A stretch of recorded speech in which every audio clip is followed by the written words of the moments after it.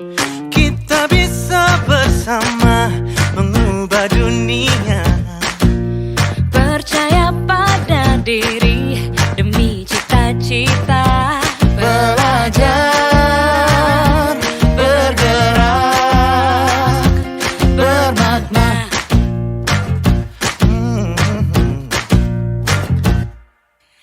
Aku bisa belajar dari ilmumu. Oh, kamu bisa belajar dari yang ku tahu. Belajar, bergerak, bermakna. Yeah. Semua murid, semua guru, semua murid, semua guru, semua murid, semua guru, semua murid, semua guru, semua murid, semua guru, semua murid, semua guru.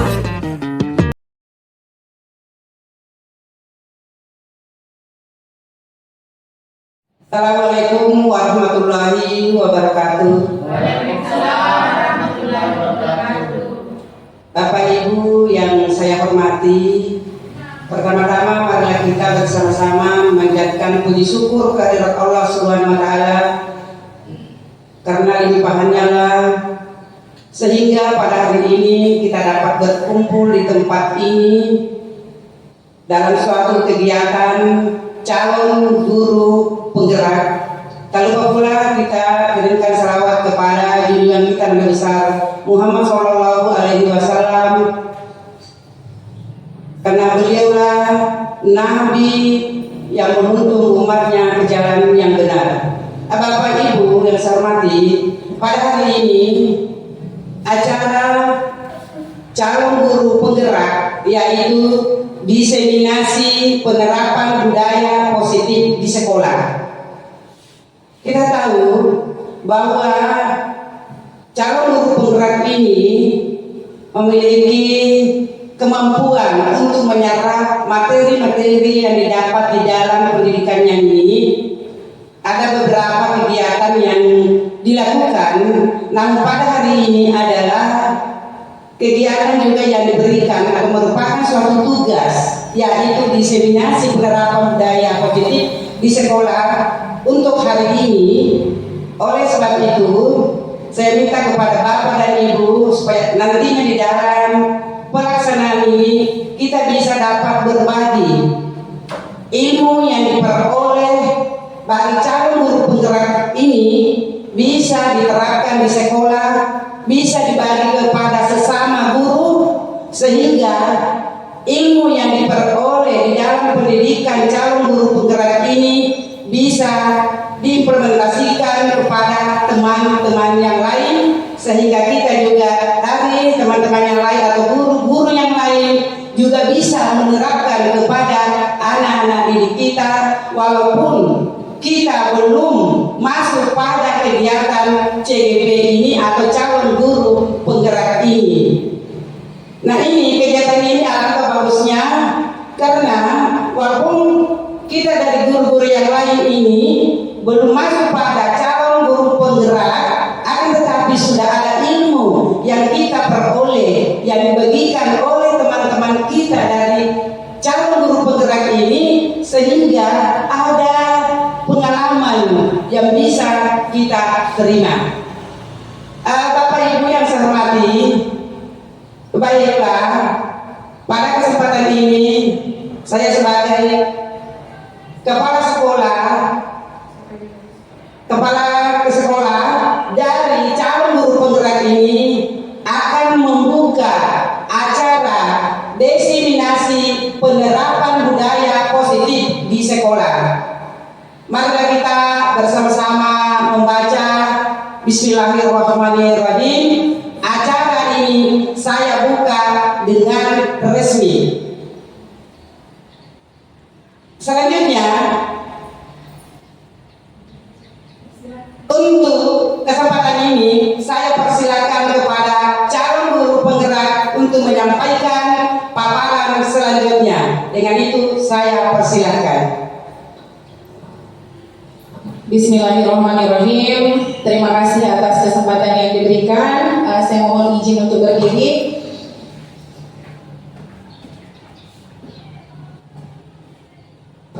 Salam dan bahagia Bapak Ibu guru hebat.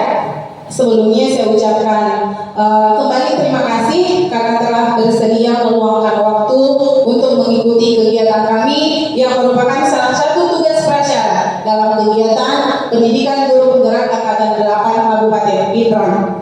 Baik, kegiatan kami hari ini adalah diseminasi modul 1.4 penerapan budaya positif di sekolah.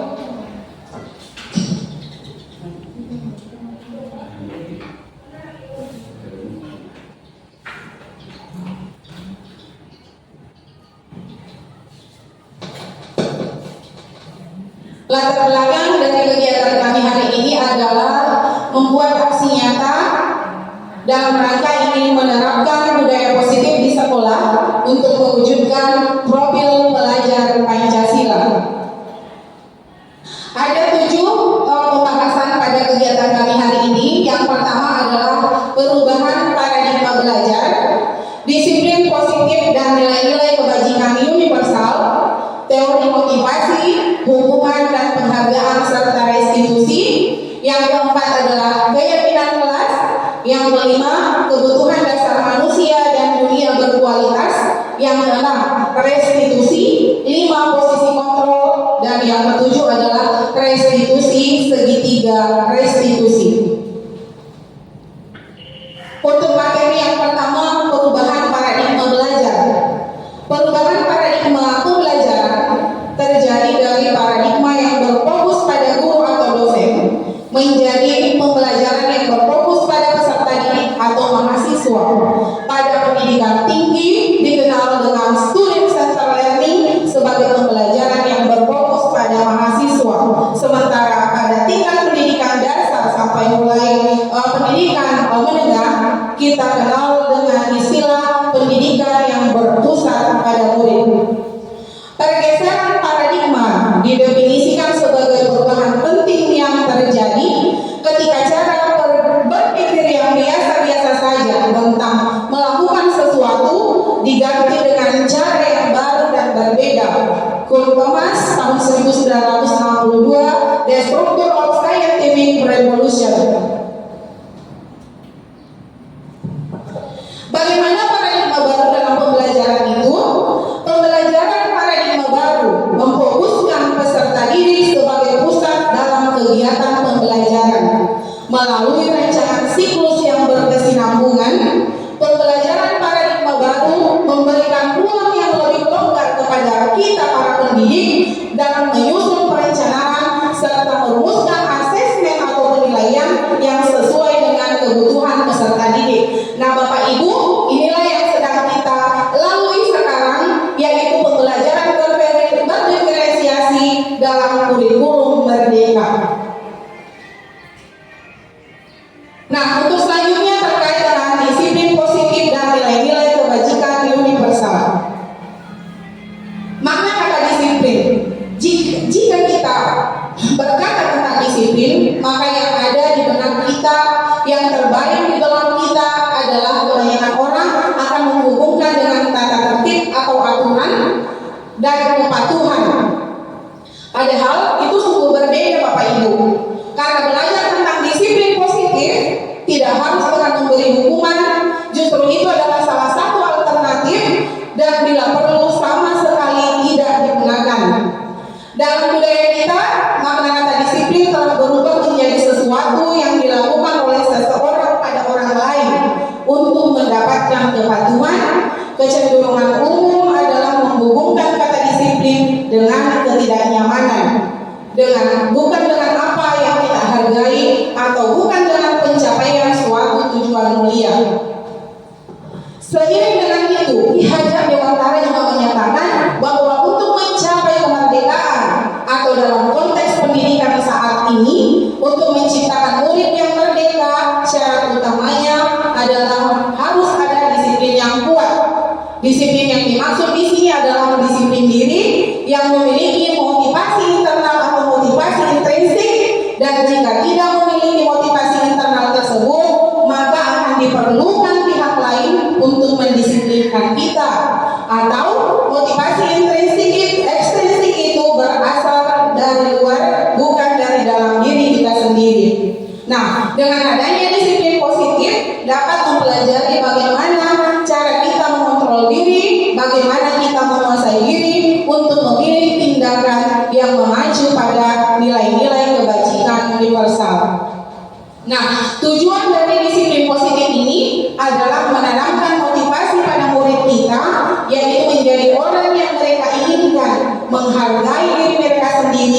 dengan nilai-nilai yang mereka percaya, dalam hal ini nilai-nilai kebajikan universal. Nah, nilai-nilai kebajikan universal adalah sifat-sifat positif manusia yang merupakan tujuan mulia yang ingin dicapai setiap individu. Nilai ini bersifat universal dan lintas bahasa, tanpa memandang suku, agama maupun latar belakang. Setiap perbuatan atau perilaku memiliki suatu tujuan.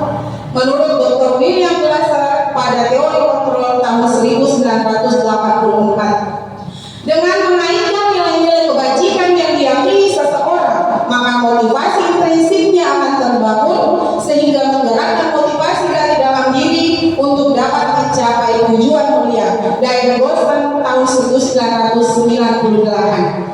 Nah, nilai-nilai kebajikan yang ingin dicapai oleh setiap anak Indonesia kita kenal dengan istilah yang saat ini sedang populer, yaitu profil pelajar Pancasila, yakni peserta didik yang beriman, bertakwa kepada Tuhan Yang Maha Esa dan berakhlak mulia, mandiri, bernalar kritis, berkebinekaan global, bergotong royong, dan kreatif.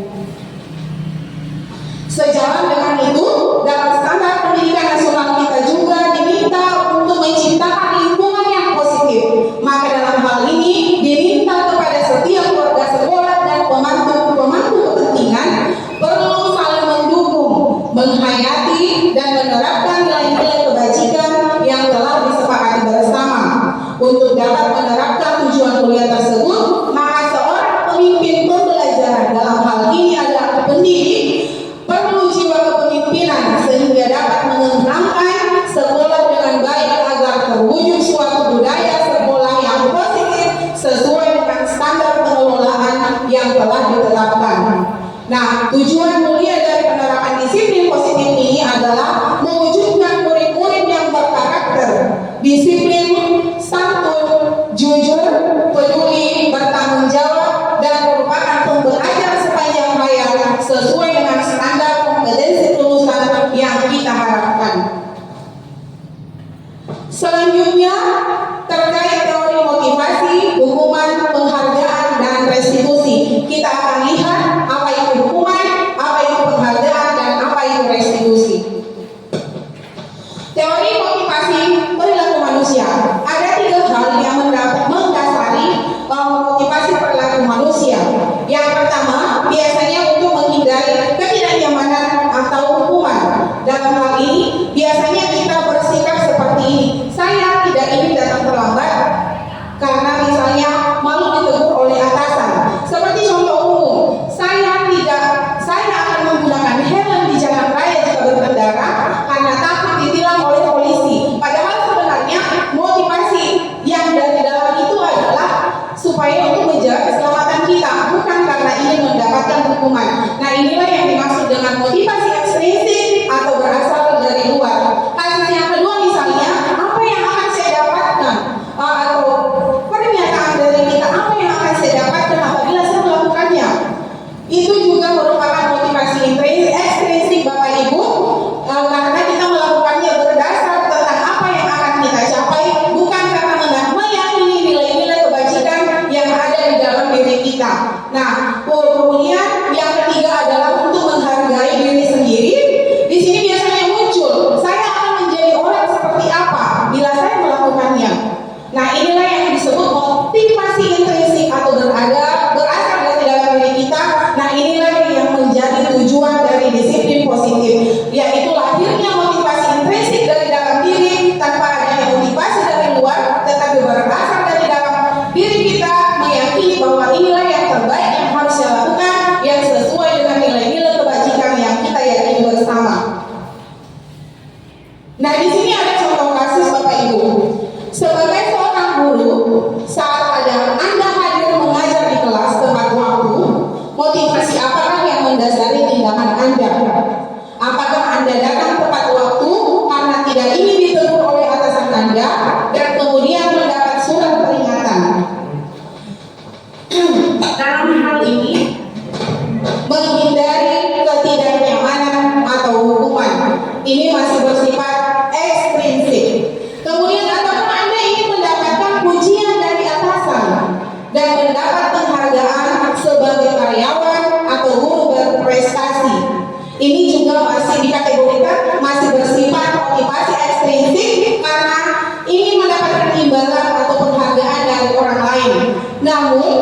jika Anda ingin menjadi orang yang menghargai waktu, menghargai diri Anda sendiri sebagai teladan bagi murid-murid Anda, karena Anda percaya tindakan Anda sebagai guru akan dicontoh oleh murid-murid Anda. Nah, inilah yang dimaksud dengan motivasi intrinsik, karena kita ingin menghargai diri sendiri, nilai-nilai yang kita percaya dari dalam diri, inilah yang menghadirkan motivasi intrinsik itu, bukan karena motivasi dari luar tadi. Nah, dari kasus tersebut, manakah motivasi yang paling kuat mendasari tindakan Anda, atau bahkan mungkin kombinasi dari dua motivasi, atau bahkan ketiga-tiganya? Semua kembali ke diri kita pribadi, Bapak Ibu. Nah, yang selanjutnya terkait dengan hukuman dan penghargaan. IPA kurang menguasai mata pelajaran matematika, sehingga pada saat pelajaran tersebut berlangsung, dia lebih banyak berdiam diri atau menggambar di buku pelajarannya. Pada saat guru matematika, yaitu Pak Seno, menanyakan pertanyaan IPA menjadi gugup dan tak sengaja menjatuhkan tasnya dari kursi, serta tiba-tiba menjadi gagal pada saat berupaya menjawab. Seluruh kelas pun tertawa melihat perilaku IPA yang bicara tergagap dan terkejut tersebut. Pak Seno pada saat itu membiarkan teman-teman IPA menertawakan IPA yang tergagap dan malu luar biasa, dan malahan minta IPA untuk maju ke depan dan berdiri di depan kelas sambil menunjuk hidungnya karena tidak bisa menjawab pertanyaan dari Pak Seno. Kelas semakin gaduh dan anak-anak pun tertawa melihat IPA di depan kelas memegang ujung hidungnya. Selanjutnya kita akan lihat apakah ini bentuk hukuman ataukah apa. Nah, dari kasus tersebut timbul pertanyaan, sebagai seorang pendidik, apakah Anda setuju dengan tindakan Pak Seno terhadap IPA? Yang kedua, menurut Anda tindakan Pak Seno terhadap IPA apakah sebuah hukuman atau konsekuensi? Saya beri kesempatan kepada Bapak Ibu, siapa tahu ada yang ingin memberikan pernyataan terkait dari kasus IPA dan Pak Seno tersebut. Silakan.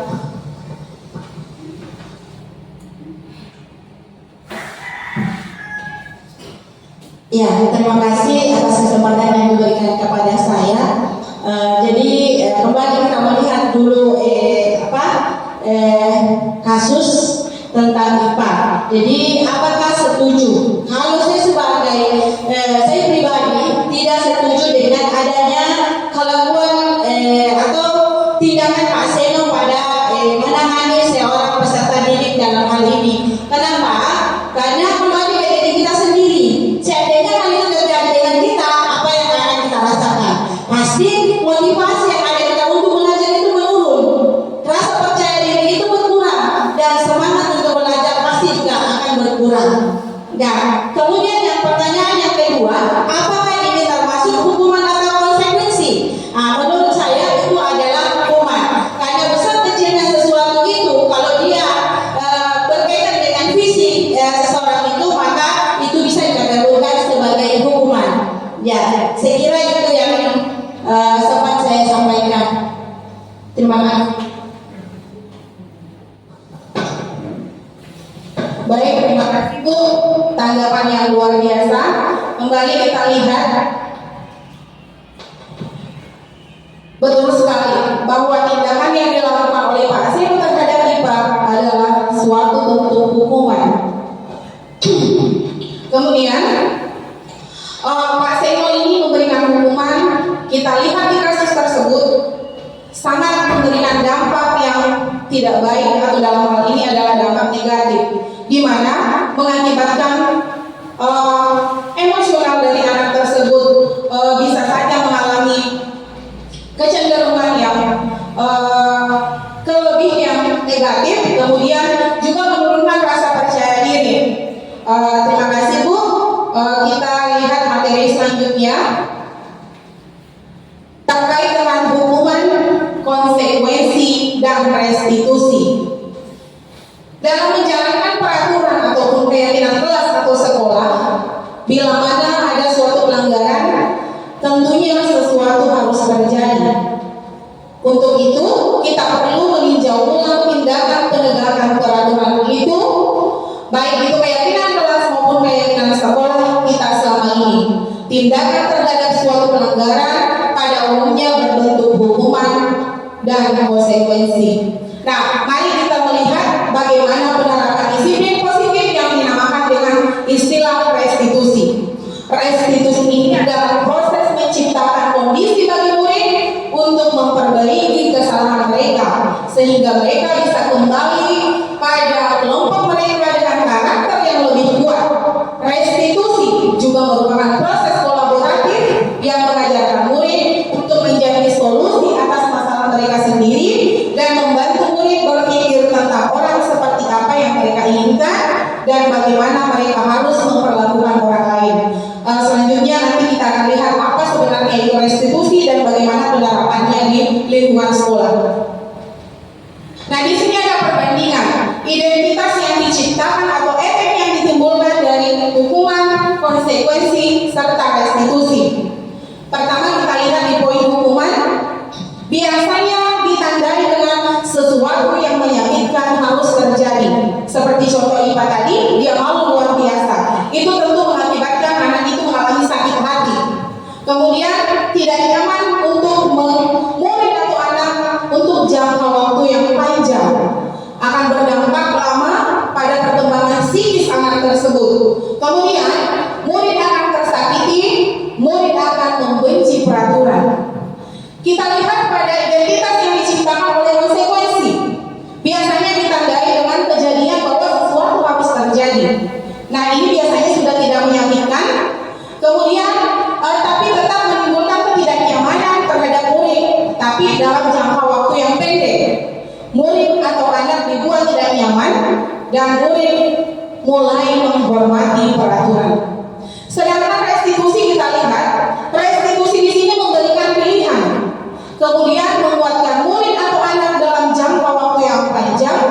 Kemudian murid akan mendapatkan penguatan serta murid akan menghormati dirinya dan orang lain.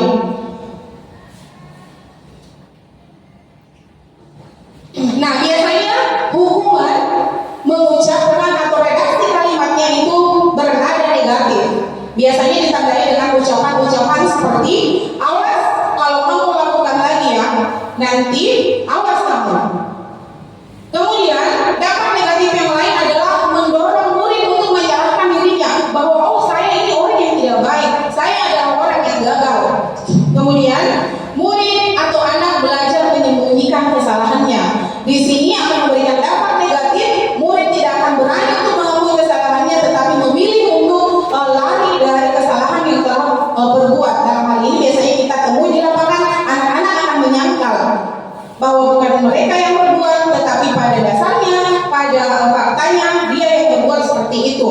Kemudian mencoba mengontrol anak dengan penguatan yang negatif. Artinya jika kamu berbuat kesalahan, ada sesuatu yang harus kamu bayar dari kesalahan ini. Kemudian dari konsekuensi, di sini dampak yang ditimbulkan adalah mulai bersifat netral. Lakukan apa yang saya katakan. Contoh misalnya seorang anak merobek buku temannya. Biasanya kita beri pilihan, kamu akan ganti atau tidak. Itu salah satu contoh konsekuensi. Kemudian mendorong kepatuhan, murid anak akan belajar taat pada aturan dan mencoba mengontrol anak dengan penguatan yang positif. Jadi di sini sudah mulai positif dampaknya. Sedangkan pada restitusi, efek yang ditimbulkan adalah bersifat positif. Nah, biasanya ditandai seperti ini. Kalimatnya berbunyi, apakah hal ini yang ingin sesungguhnya kamu lakukan? Kemudian mulai mendorong disiplin positif dalam diri anak, tidak serta-merta menyalahkan dirinya karena mendapat penguatan dari guru atau mendapat tuntunan dari seorang guru. Kemudian murid akan belajar memecahkan masalahnya sendiri dan murid akan paham bahwa dirinya sendiri yang pegang kendali kontrol terhadap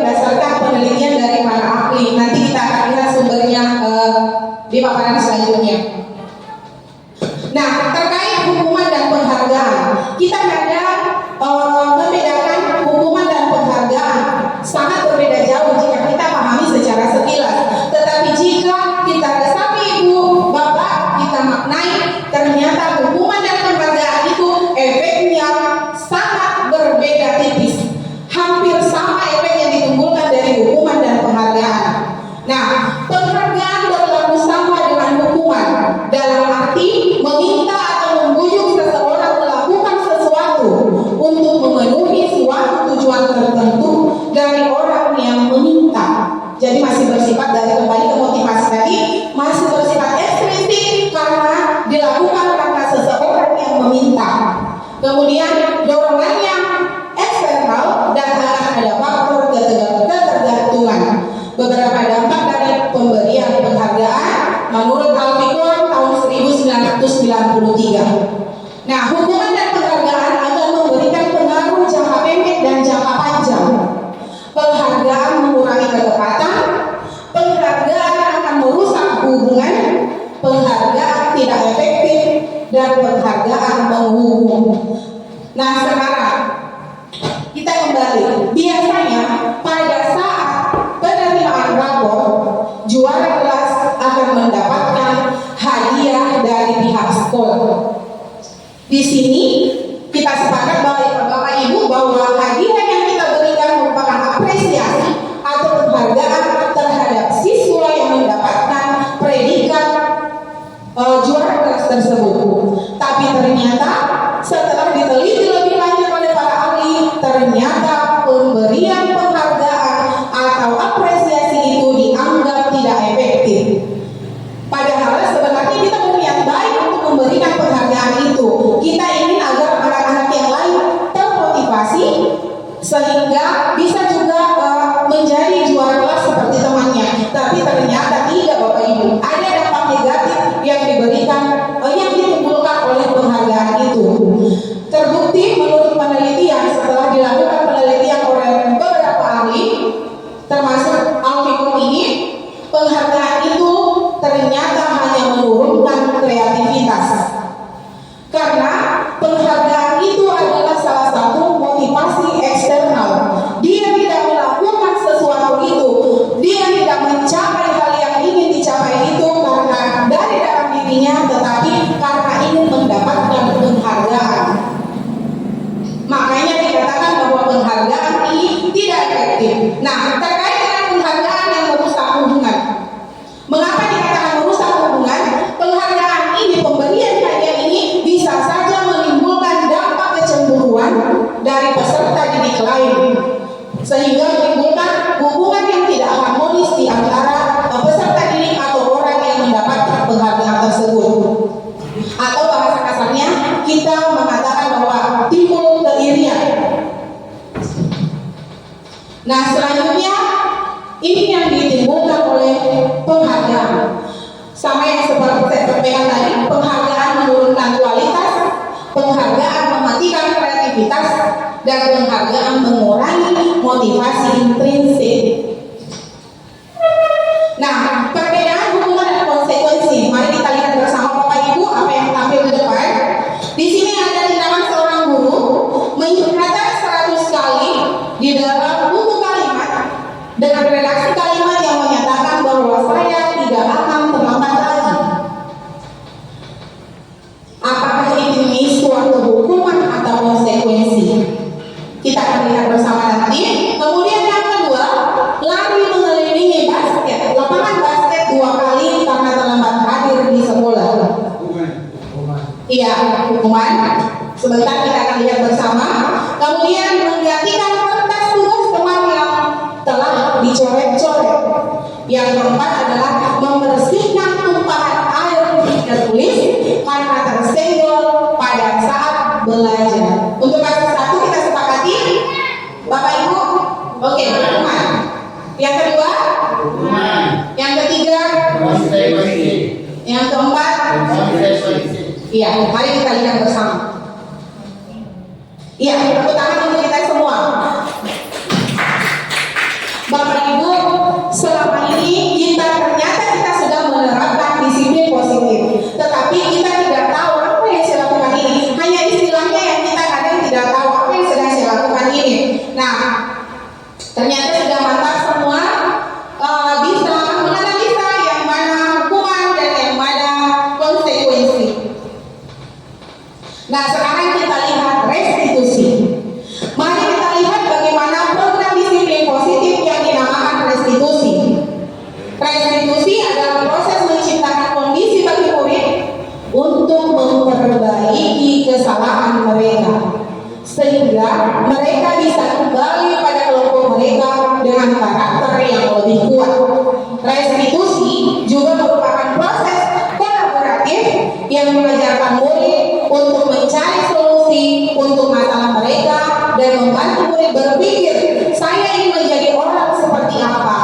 dan bagaimana mereka harus memperlakukan orang lain. Nah, ciri-ciri restitusi. Restitusi itu bukan untuk menebus kesalahan, tetapi untuk belajar dari kesalahan. Restitusi memperbaiki kesalahan, bukan memberikan hukuman. Restitusi adalah tawaran, bukan paksaan. Restitusi ini menuntut untuk melihat ke dalam diri. Restitusi mencari kebutuhan dasar yang mendasari tindakan. Restitusi diri adalah cara yang paling baik.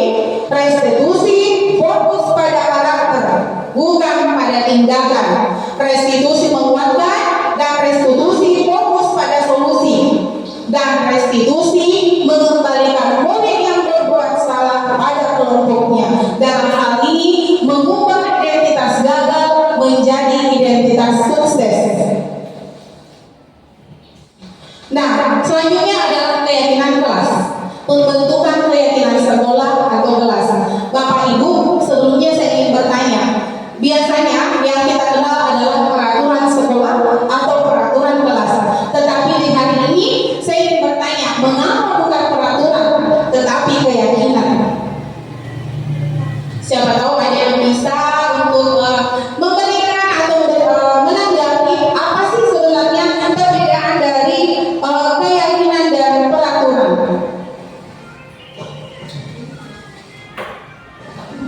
Ya, terima kasih pertanyaan yang menguras pikiran, tetapi itu adalah luar biasa untuk mengembangkan pendidikan ke depan. Jadi ini restitusi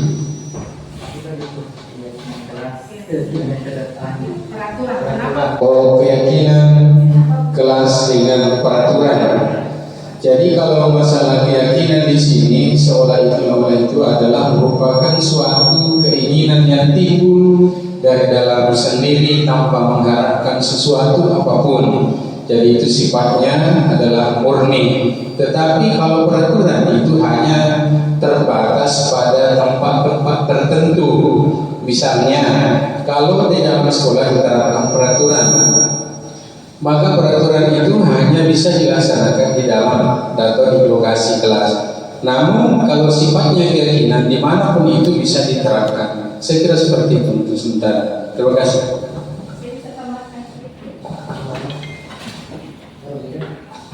Ya, jadi saya mencoba untuk menambahkan sedikit dari apa yang disampaikan tadi, bahwa kenapa harus keyakinan bukan peraturan.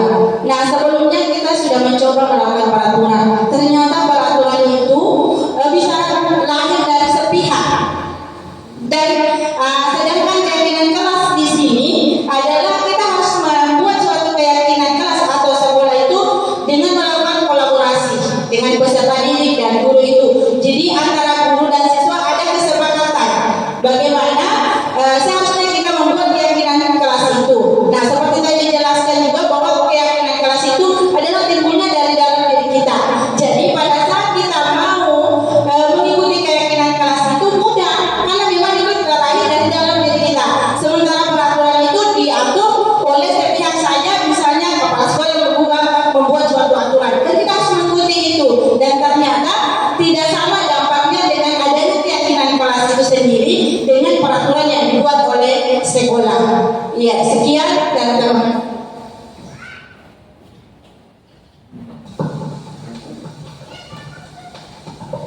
Iya, luar biasa tanggapan dari Bapak dan Ibu guru hebat kita. Kembali ke keyakinan dan peraturan. Mengapa keyakinan bukan peraturan? Nah, Bapak Ibu sama tadi yang seperti dipaparkan oleh Bapak dan Ibu, bahwa peraturan itu biasanya dibuat sepihak. Mau tidak mau, jika kita berada dalam lingkungan pembuat peraturan, lingkungan di mana peraturan itu berada, maka kita harus taat pada peraturan itu. Berbeda dengan keyakinan. Keyakinan di sini adalah nilai-nilai yang telah kita sepakati. Nah, dalam hal ini jika dalam keyakinan kelas ini, maka harus ada keterlibatan dari guru, dan peserta didik. Jadi pembentukan keyakinan kelas atau sekolah ini sebaiknya dibentuk di luar dari peraturan-peraturan sekolah yang ada, tetapi tetap digali, bukan keluar dari peraturan-peraturan yang telah ditentukan.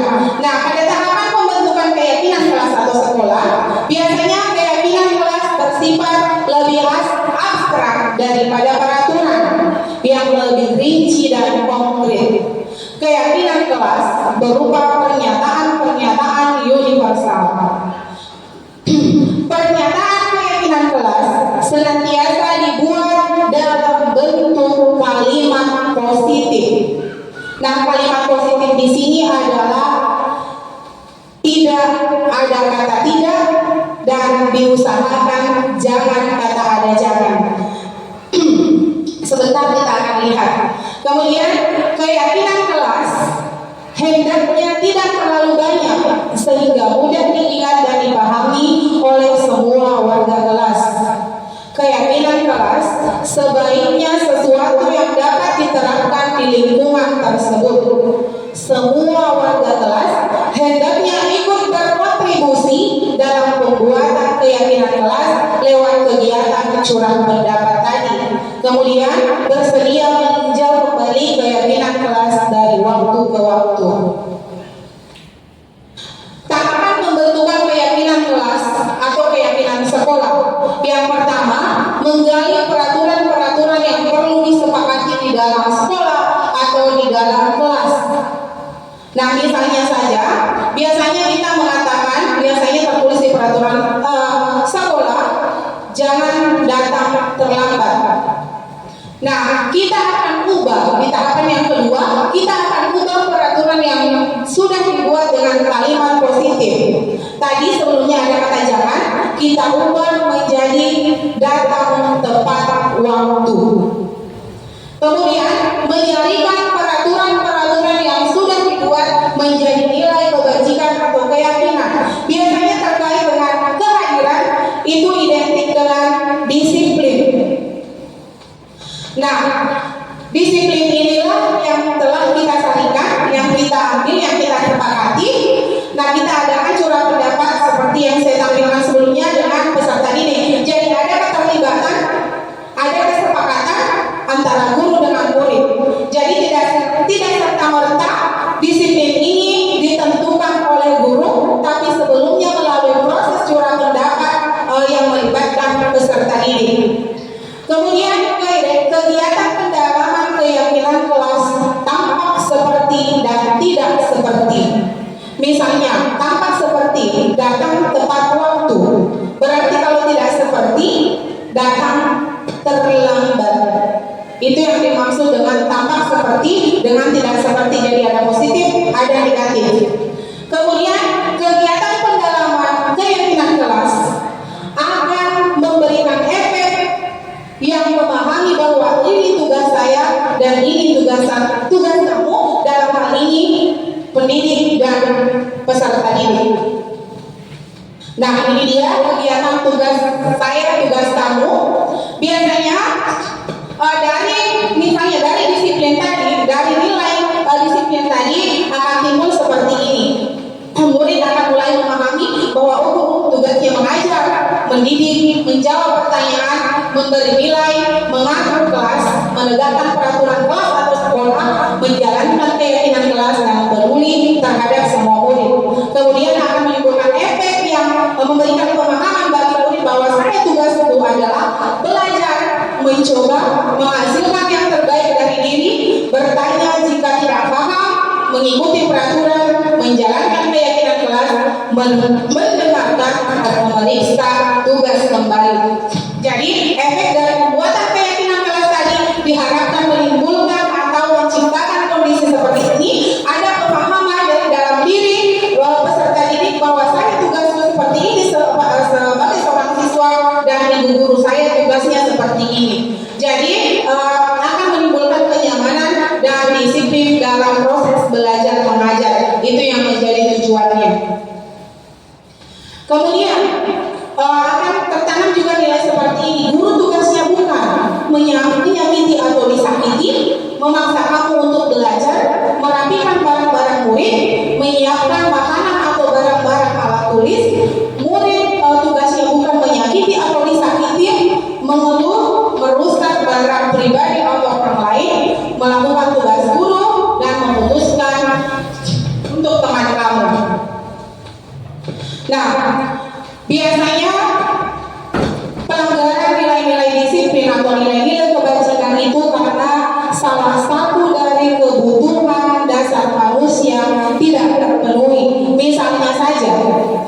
biasa kita temui Bapak Ibu di dalam proses belajar mengajar itu ada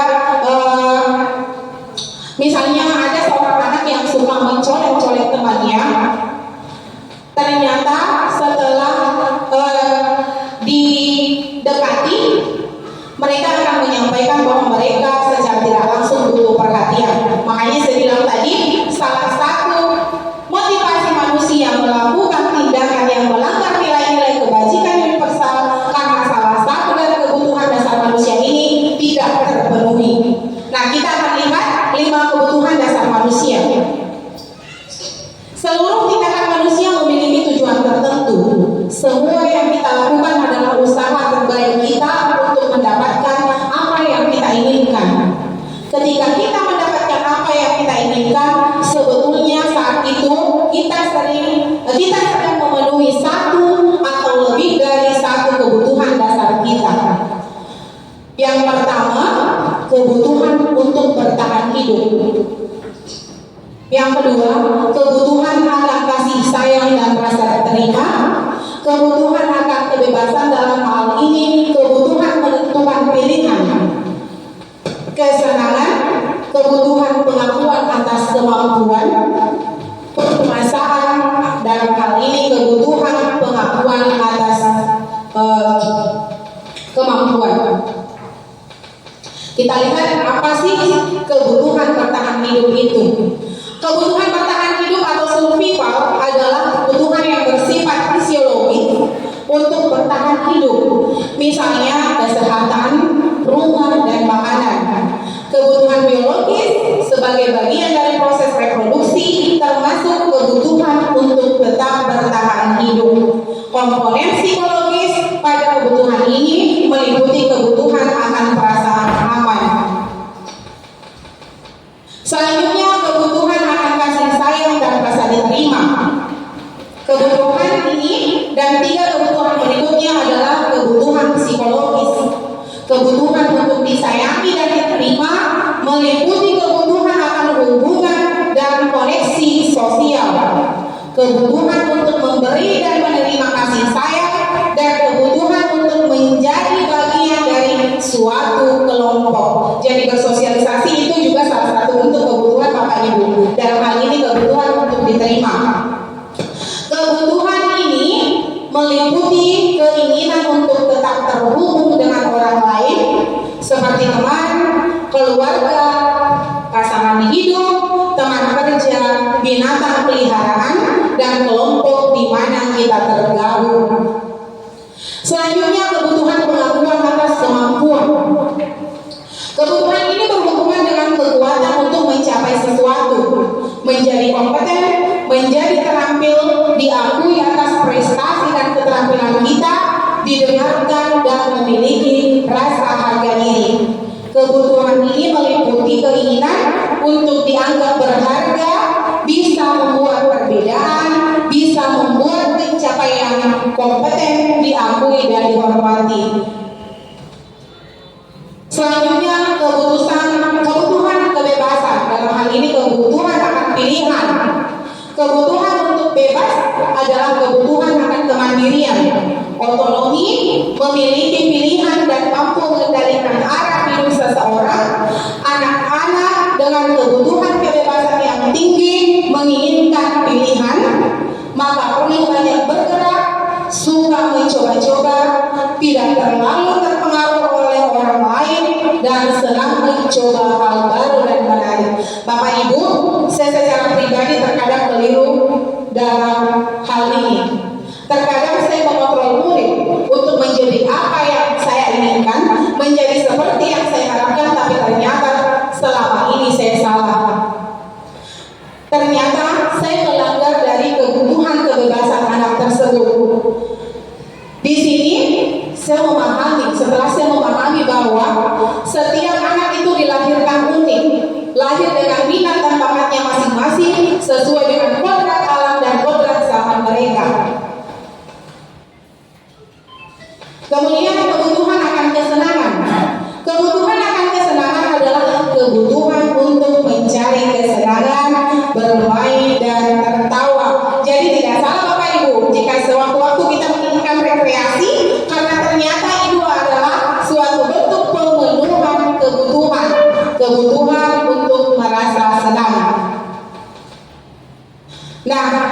kita beralih ke restitusi 5 posisi kontrol. Dayan Gostan mengemukakan bahwa guru perlu meninjau kembali penerapan disiplin di dalam ruang-ruang kelas mereka selama ini. Apakah telah efektif? Apakah telah berpusat memerdekakan atau memandirikan murid? Nah, dalam hal ini berkesimpulan bahwa ada 5 posisi kontrol yang diterapkan oleh seorang guru, orang tua maupun atasan dalam melakukan kontrol. Kelima posisi kontrol tersebut adalah penghukum, pembuat merasa bersalah, posisi kontrol teman, pemantau, dan manajer. Nah, mari Bapak Ibu kita simak contoh video penerapan 5 posisi kontrol.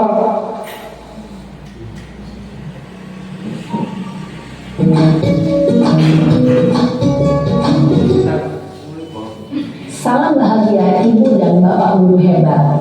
Dalam penerapan disiplin positif restitusi, salah satu program yang dikembangkan adalah 5 posisi kontrol. 5 posisi kontrol dalam restitusi adalah proses perjalanan seorang pendidik agar dapat mengenali dirinya. Pada video kali ini, kita akan membahas tentang 5 posisi kontrol yang dikembangkan oleh Dayan Gostan dan contoh penerapannya.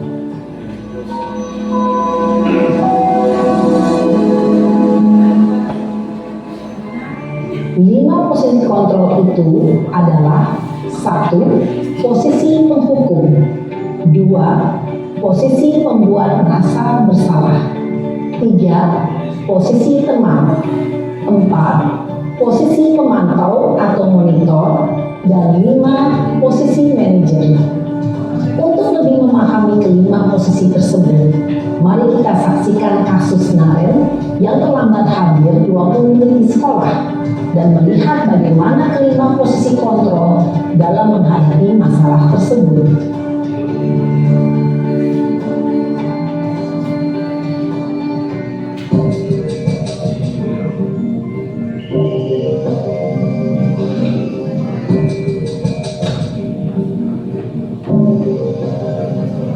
Naren,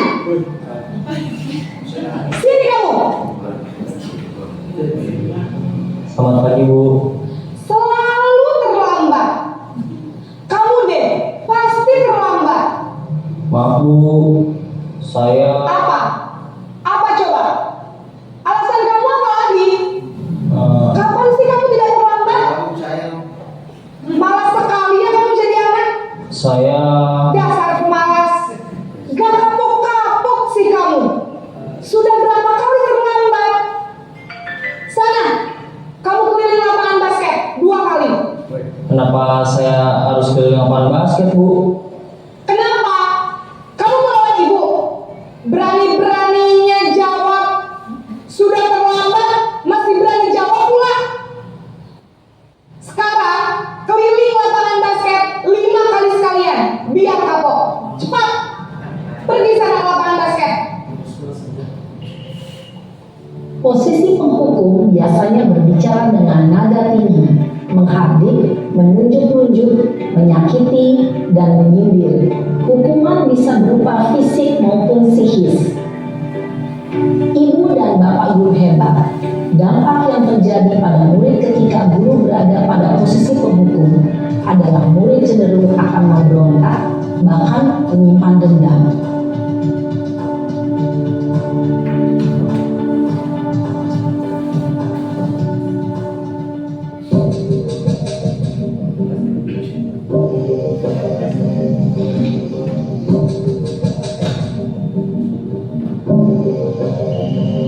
Naren,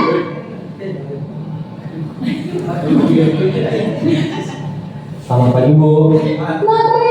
Naren, kamu kenapa terlambat lagi, nak? Ya Tuhan, Naren, kamu senang ya bikin ibu susah ya? Kalau kamu terlambat lagi, nanti ibu yang ditegur bapak kepala sekolah, nak. Disangka ibu tidak bisa membina kamu. Duh, gimana ini? Maaf Bu. Duh, Gusti Naren.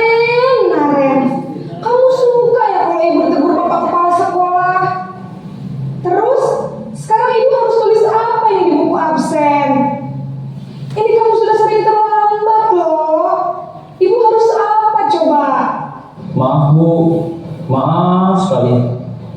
Ya sudah, lain kali jangan bikin ibu susah lagi ya nak ya. Ibu tidak akan kuat lagi kalau kamu begini terus. Bisa jantungan kalau ibu tegur bapak kepala sekolah. Sana cepat ke kelas. Maaf ya Bu, maaf sekali. Posisi pembuat rasa bersalah berbicara dengan nada tenang, cenderung lembut. Namun kata-kata yang diutarakan membuat murid merasa menjadi orang yang gagal, memandang buruk dirinya sendiri, merasa tidak berharga, dan tidak sanggup membahagiakan orang lain. Ketika guru mengambil posisi pembuat rasa bersalah, murid akan menganggap dirinya yang bersalah dan ia akan menyimpan emosi negatif tersebut di dalam dirinya.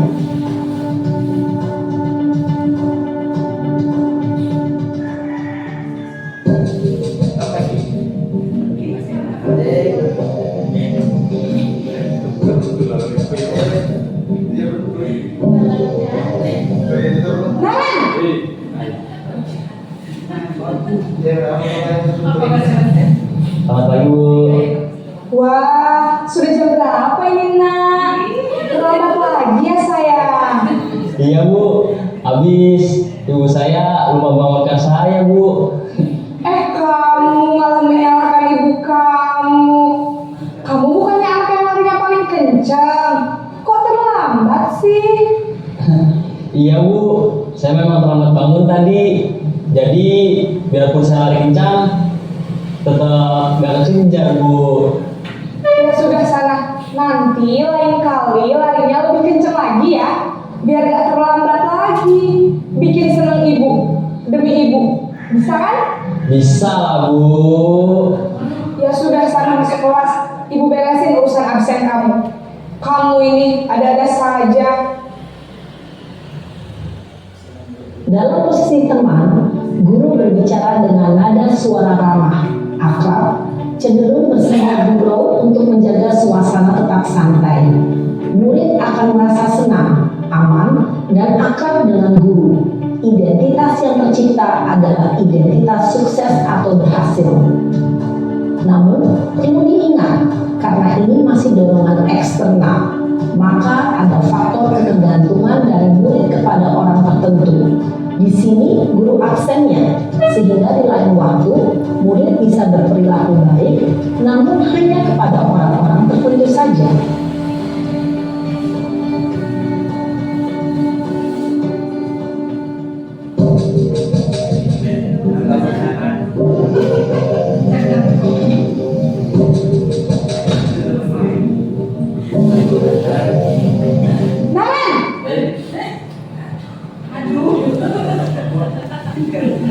Selamat pagi Bu.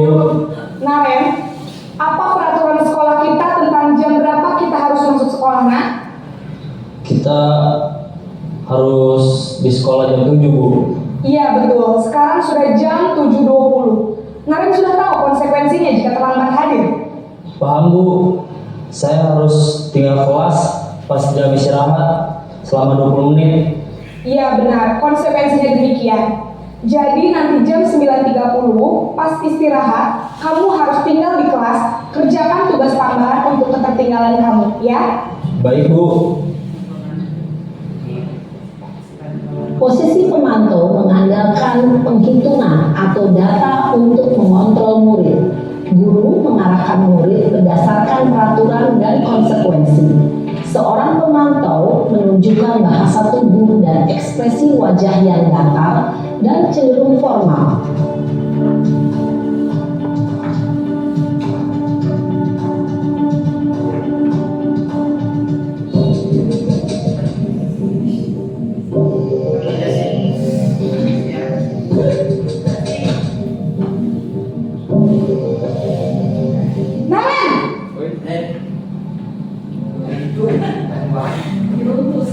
Selamat pagi Bu. Selamat pagi Naren. Maaf Bu, saya terlambat. Iya, sekolah masuknya jam 7, sekarang sudah jam 7.20. Jadi sekarang bagaimana ini Naren? Maaf Bu, saya lupa setel alarm saya semalam. Baiklah, menurut kamu, keyakinan sekolah yang mana yang perlu kamu tingkatkan? Menghargai diri sendiri dan orang lain mungkin ya Bu. Setuju. Jadi, apakah Naren meyakini prinsip saling menghormati tersebut? Iya Bu, saya meyakininya. Apakah Naren bersedia memperbaiki masalah keterlambatan ini? Bersedia Bu. Bagaimana kamu akan perbaiki masalah keterlambatan ini? Saya akan coba untuk tidak lupa menyetel alarm saya Bu. Baik, kalau Naren lupa menyetel alarm di rumah, ada orang yang kira-kira bisa bantu mengingatkan tidak? Ada Bu, kakak saya, Kak Emma. Ada lagi selain Kak Emma? Selain Kak Emma, ada ibu saya. Baik, jadi yang mengingatkan Naren adalah Kak Emma dan ibu kamu ya? Kira-kira akan mulai set alarm kapan nih Naren? Setelah pulang sekolah, akan segera saya lakukan. Baik, jadi Naren akan setel alarm untuk bangun besok pagi dan akan diingatkan oleh kakak dan ibunda Naren ya. Ada lagi yang mungkin perlu dilakukan Naren agar tidak terlambat bangun lagi? Tidak ada Bu. Baik Naren, terima kasih untuk kerjasama kamu. Sekarang kamu perlu kembali ke kelas untuk belajar. Baik Bu, terima kasih. Posisi manajer adalah posisi kontrol yang disarankan untuk membimbing murid memiliki sikap disiplin yang positif, yaitu murid yang mandiri, bertanggung jawab, dan dapat memecahkan masalah. Tujuan dari posisi ini adalah agar murid dapat berefleksi atas tindakannya. Guru akan dengan tulus memberikan pertanyaan-pertanyaan bermakna, sehingga membuat murid dapat belajar dari kesalahannya dan mencari sebuah solusi untuk menyelesaikannya.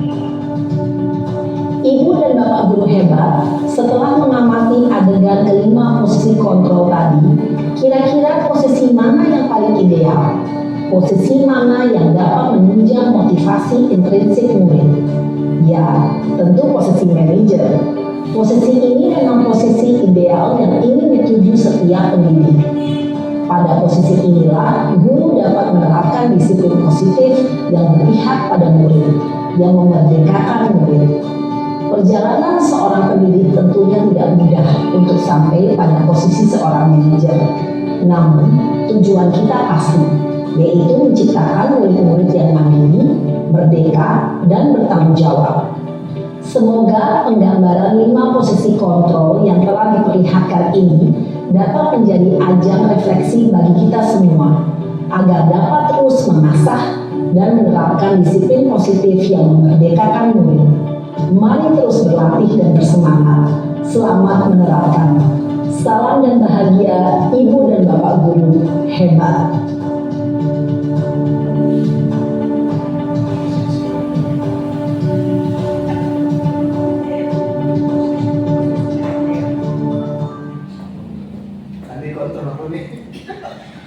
Baik Bapak Ibu, bagaimana perasaan Bapak Ibu guru hebat setelah menyaksikan tayangan video terkait penggunaan 5 posisi kontrol oleh guru? Tentunya kita sepakati bersama bahwa posisi kontrol manajer ini adalah posisi yang paling ideal untuk menciptakan murid yang merdeka, bertanggung jawab, sebagaimana yang menjadi tujuan mulia dari pendidikan kita. Nah, kita beralih ke materi selanjutnya.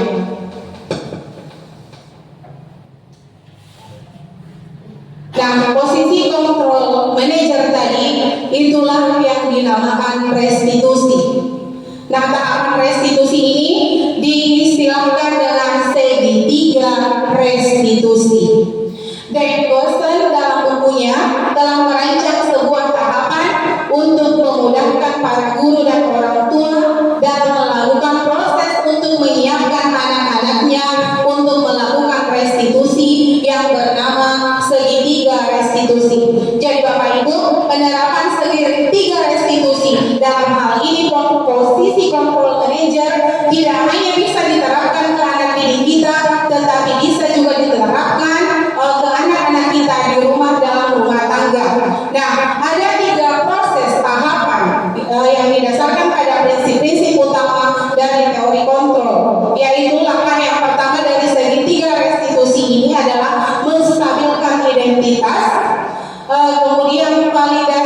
tindakan yang salah dan menanyakan keyakinan. Keyakinan ini tentu lahir dari keyakinan kelas yang telah kita sepakati bersama tadi antara guru dan peserta didik. Nah, kemudian teori kontrol, kita semua akan melakukan hal terbaik yang bisa kita lakukan. Di sini tahapannya menstabilkan identitas. Itu yang kita lakukan. Kita berikan penguatan ke anak didik bahwa kita tentu pernah melakukan hal atau kesalahan. Kemudian validasi tindakan yang salah. Kita melakukan perbuatan itu tentu ada alasannya. Biasanya kita tanyakan seperti itu. Kemudian menanyakan keyakinan hal apa yang menjadi motivasi dari dalam diri kita untuk melakukan perbuatan tersebut.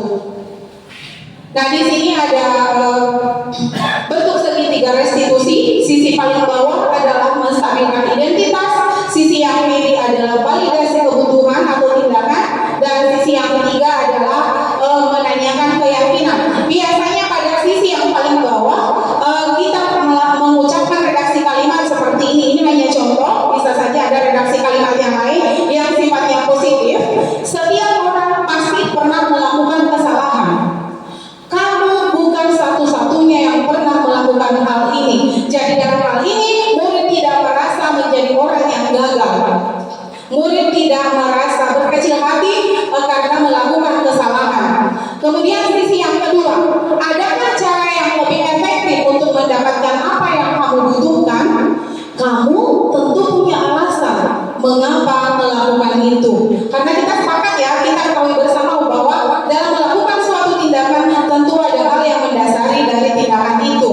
Kemudian sisi yang kanan menanyakan keyakinan, biasanya akan dilakukan pertanyaan seperti ini. Nilai-nilai apa yang telah kita sepakati?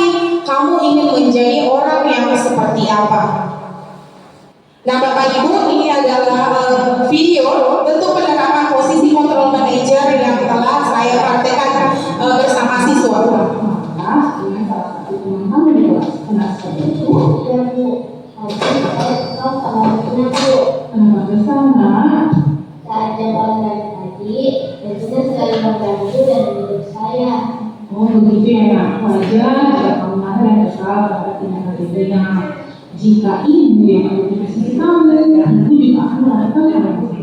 Lalu, apa yang telah kamu lakukan tadi sama Regina?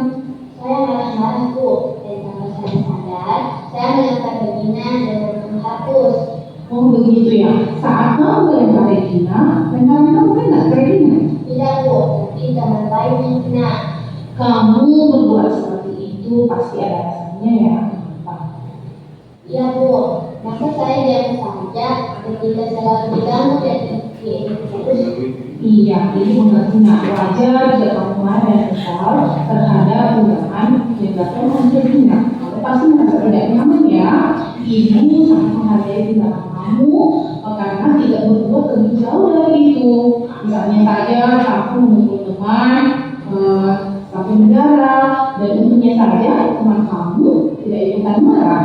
Nah, sekarang kita coba pikirkan bersama. Tindakan kamu marah tadi di kelas sampai melempar temanmu, apakah sesuai dengan keyakinan kelas kita? Tidak Bu. Iya. Menurut kamu, keyakinan kelas yang mana yang telah kamu langgar? Saling menghormati dan saling menghargai antar teman Bu. Iya, betul sekali. Menurut Diana, saling menghargai dan saling menghormati antar teman, apakah itu membuat Diana? Sangat penting Bu. Iya. Nah, kalau jika kamu marah seperti tadi, keyakinan apa yang akan kamu lakukan? Harus lebih sabar Bu. Iya, betul sekali. Harus lebih sabar. Nah, apa kamu punya niat untuk memperbaiki masalah ini? Bersedia? Bersedia Bu. Iya. Kira-kira apa yang akan kita lakukan untuk memperbaiki masalah ini? Harus lebih bersabar dan menahan amarah. Kalau ada teman yang mengganggu dan menurut saya akan melaporkan kepada ibu sebagai wali kelas atau kepada guru mata pelajaran. Iya, benar sekali tindakan kamu. Nah, ingat saling menghargai dan saling menghormati antar teman itu penting agar kita hidup lebih damai. Sekarang ya kembali ke kelas ya. Baik, terima kasih Bu. Sama Diana.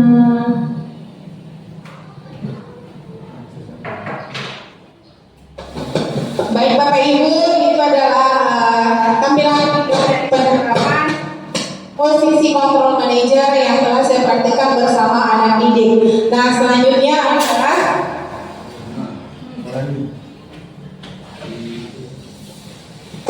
kita berada pada ujung kegiatan hari ini, yaitu refleksi kegiatan. Mungkin di antara Bapak Ibu guru hebat ada yang ingin merefleksikan kegiatan kita hari ini.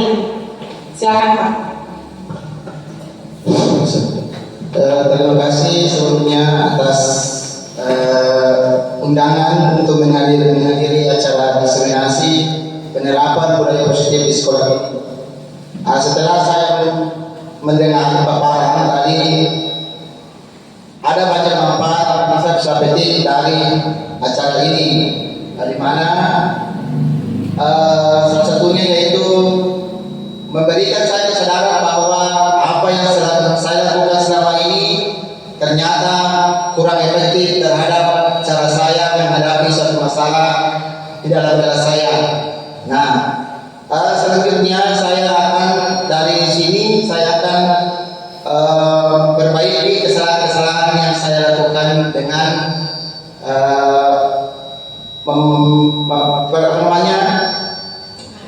merealisasikan apa yang dipaparkan dari sini, terutama masalah pemberian hukuman dan pemberian siswa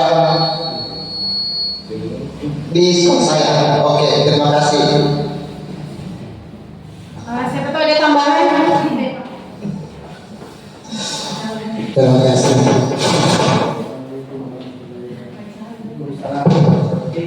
Saya ulangi, assalamualaikum warahmatullahi wabarakatuh. Setelah saya mengikuti dari paparan itu tadi di awal sampai terakhir, ada dua pertanyaan yang muncul, manfaat dan tindakan selanjutnya. Yang pertama, saya kebetulan memegang kelas 5. Tentu sebelumnya itu banyak hal yang saya lakukan sesuai dengan metode penerapan pembelajaran sesuai dengan masa yang ternyata di Merdeka Belajar ini luar biasa kalau kita manfaatkan. Intinya itu bagaimana anak-anak tertuju kepada alat yang baik. Bagaimana anak-anak selalu senang. Kalau anak-anak senang, tentu tidak ada paksaan untuk menyuruh ke sekolah. Terus terang, kami sendiri sebagai guru dan saya punya anak, kalau pagi itu luar biasa untuk disuruh ke sekolah. Karena apa? Ada tarik ke sekolah tidak ada. Hal-hal kurang. Jadi sama kali ini kita terapkan di sekolah. Saya kira tidak ada negara yang terlambat karena motivasi untuk datang ke sekolah. Tertarik datang ke sekolah. Paksaan apapun diberikan kepada anak-anak kalau tertarik ke sekolah, saya kira tidak ada pantangan untuk datang ke sekolah. Kemudian selanjutnya terus terang kami ini pernah tersandung kasus. Mungkin karena ada hal-hal yang salah dalam penerapan, ada hal-hal yang miskomunikasi, sehingga pada waktu itu ada masalah. Ternyata sampai di kabupaten, terus sama di PTK, Bapak PTK selalu menyalahkan saya. Saya mengatakan bahwa saya ini adalah metode penerapan pembelajaran yang paling terakhir sampai tidak terakhir. Ternyata dia mengatakan salah. Dan saya ke depan, saya ingin bagaimana anak-anak selalu tertarik ke sekolah. Dan alhamdulillah mulai kali saya lihat, siapa yang sudah bermotivasi untuk datang ke sekolah, maka saya akan cuti dengan pemanfaatan pelajaran untuk merdeka. Terima kasih. Assalamualaikum warahmatullahi wabarakatuh.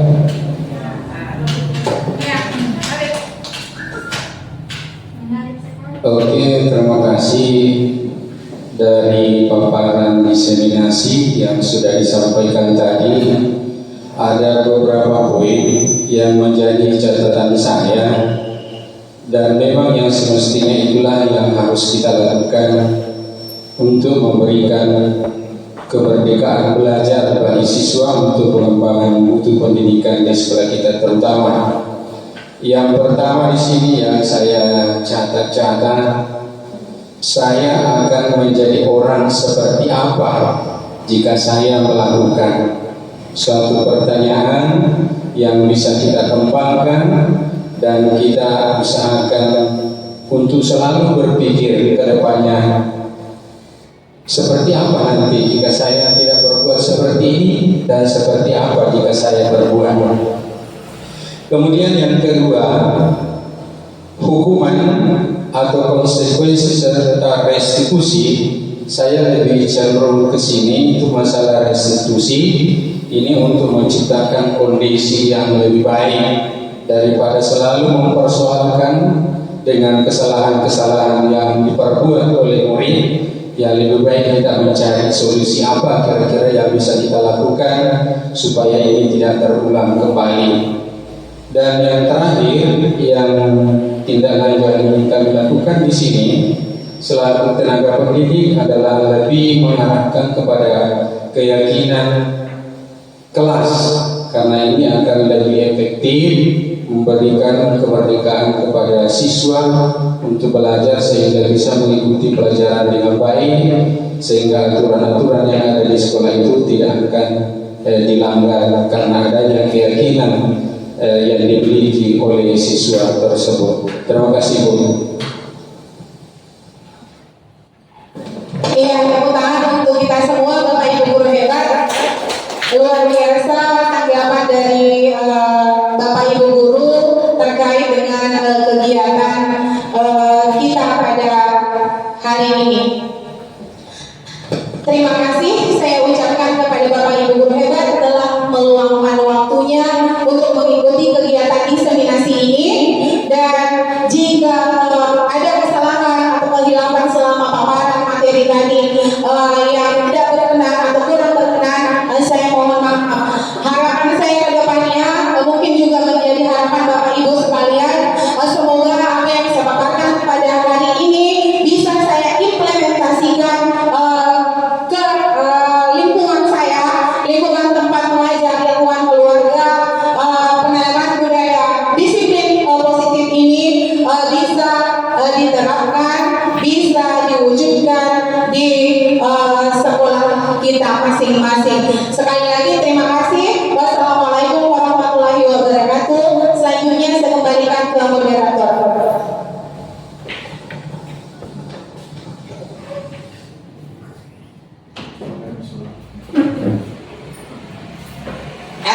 Ibu bapak guru yang hebat, itulah tadi pemaparan yang dilakukan oleh ibu guru hebat kita di dalam acara diseminasi ini penerapan budaya positif di sekolah. Mudah-mudahan apa tadi yang disampaikan oleh ibu guru hebat kita itu dapat kita petik dan bisa kita dapat implementasikan di sekolah kita masing-masing, insya Allah.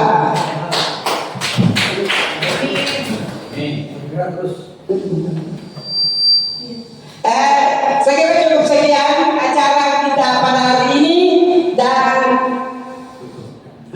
saya tutup dengan mari bersama-sama membaca hamdalah. Sekian dan terima kasih. Wassalamualaikum warahmatullahi wabarakatuh.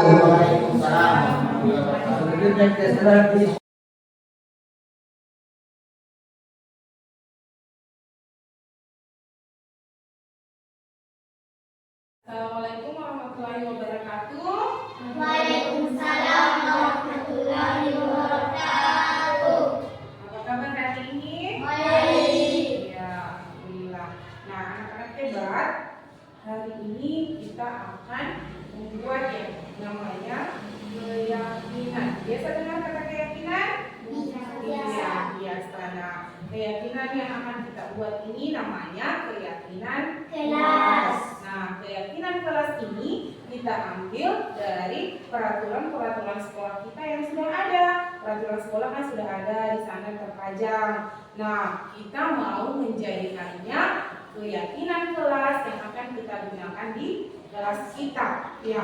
Nah, Ibu kasih contoh nih. Peraturan sekolah kan kita tidak boleh datang apa?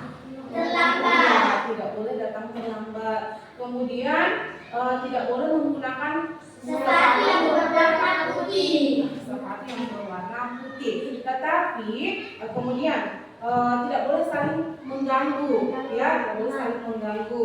Kemudian tidak boleh merusak barang-barang teman atau fasilitas sekolah. Nah, itu mau kita ubah menjadi keyakinan kelas. Nah, dari keyakinan kelas ini jangan ada kata-kata yang negatif, artinya tidak ada kata jangan, tidak ada kata tidak boleh. Kita mengubahnya menjadi kalimat yang positif. Seperti tadi, jangan datang terlambat. Kita mau hilangkan kata jangannya, diubah menjadi apa Kita kira-kira? harus datang di tepat waktu. Iya, datang tepat waktu. Bagus. Kemudian tadi jangan menggunakan sepatu warna hitam, sepatu warna putih. Kita harus memakai sepatu yang berwarna hitam. Iya, menggunakan sepatu berwarna hitam. Kemudian tadi apa? Tidak boleh mengganggu. Iya, teman. Kita ubah menjadi saling apa coba? Saling menghargai dan saling menghormati. Nah, apalagi tadi tidak boleh merusak barang-barang punya teman atau fasilitas sekolah. Nah, kita mau menjadikannya itu keyakinan kelas kita. Nah, kemudian biasanya kan di dalam kelas nih dilarang apa coba? Melihat pelajaran pekerjaan teman itu apa namanya? Iya, dilarang menyontek. Kalau menyontek berarti jujur atau tidak? Tidak. Nah, kita sepakat ya, kita ambil tadi disiplin. Sudah berapa tadi keyakinan yang kita sepakati? Disiplin, saling apa? Saling menghargai dan menghormati. Iya, saling menghargai dan saling Menghormati. Kemudian apa lagi tadi? Jujur. Iya, jujur. Apa lagi tadi? Warna putih. Iya, tidak menggunakan sepatu warna hitam itu sudah masuk dalam disiplin. Ya, tidak menggunakan sepatu warna putih tadi kita ubah menjadi menggunakan sepatu berwarna hitam. Nah, sekarang kita sudah temukan beberapa nilai yang akan kita jadikan keyakinan kelas. Silakan kalian tuliskan dalam kertas yang ibu bagikan, kemudian tempelkan di depan.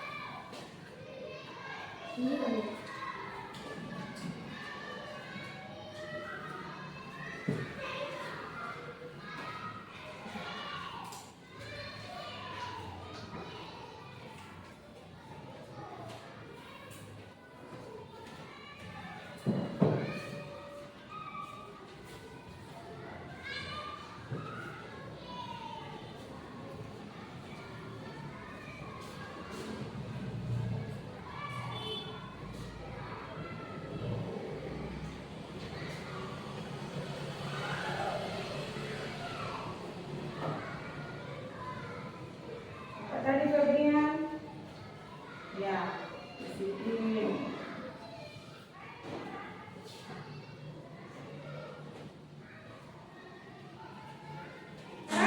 Keyakinan kelas yang sudah kita sepakati tadi sudah kalian tulis? Sudah. Nah, sekarang satu persatu ke depan untuk menempel. Dimulai dari sini. Ada setengah. Lanjut. Ya.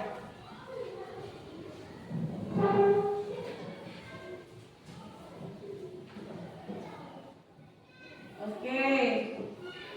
Satu-satu ke depan untuk menempelkan ya. Ya, siapa lagi? Bisa maju. Laki-lakinya ayo maju ke depan. Oke. Laki-lakinya maju ke depan. Ditempelkan.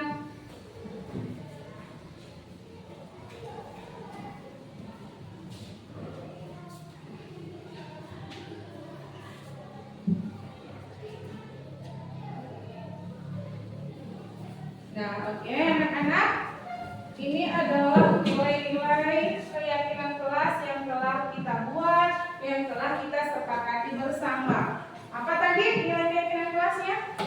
Disiplin, saling menghargai dan saling menghormati, dan jujur. Iya, disiplin, saling menghargai,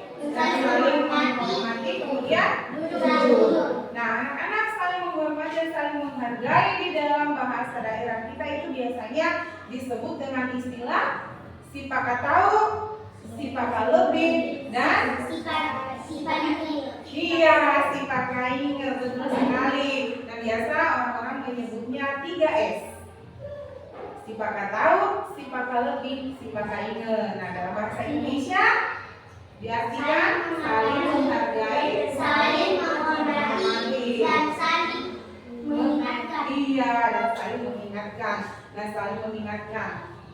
Nah, anak-anak, jadi mulai hari ini inilah keyakinan kelas kita yang telah kita buat bersama antara ibu dengan anak-anak semua. Nah, jadi bukan hanya kalian yang akan mematuhi keyakinan kelas ini, tetapi ibu juga harus mematuhinya. Nah, kita sama-sama buat, berarti kita sama-sama melaksanakan nilai keyakinan kelas yang telah kita sepakati. Nah, jika kita mampu menerapkan, melaksanakan nilai-nilai keyakinan kelas ini, kita akan menjadi manusia yang bahagia, kita akan menjadi anak yang berakhlak mulia. Nah, dengan adanya keyakinan kelas ini, kita juga sudah bisa memaknai, kita juga sudah bisa memahami tugas kita dan tugas guru. Yang bukan tugas kita dan yang bukan yang tugas kita. Nah, misalnya, ibu kasih contoh nih, tugas ibu apa? Belajar. Berarti tugas murid? Belajar. Iya, belajar. Kira-kira membereskan barang-barang kalian tugas siapa? Siswa. Tugas guru apa atau siswa? Siswa. Iya, tugas siswa. Jadi kita juga diharapkan mampu memahami yang mana tugas guru, yang mana tugas siswa atau murid. Nah, baik anak-anak, terima kasih untuk hari ini telah ikut berpartisipasi menentukan atau membuat keyakinan kelas kita. Pesan ibu, setelah adanya keyakinan kelas, murid-murid ibu ini tumbuh menjadi manusia yang cerdas, taat, kemudian berakhlak mulia. Sekian, wassalamualaikum warahmatullahi wabarakatuh. Waalaikumsalam.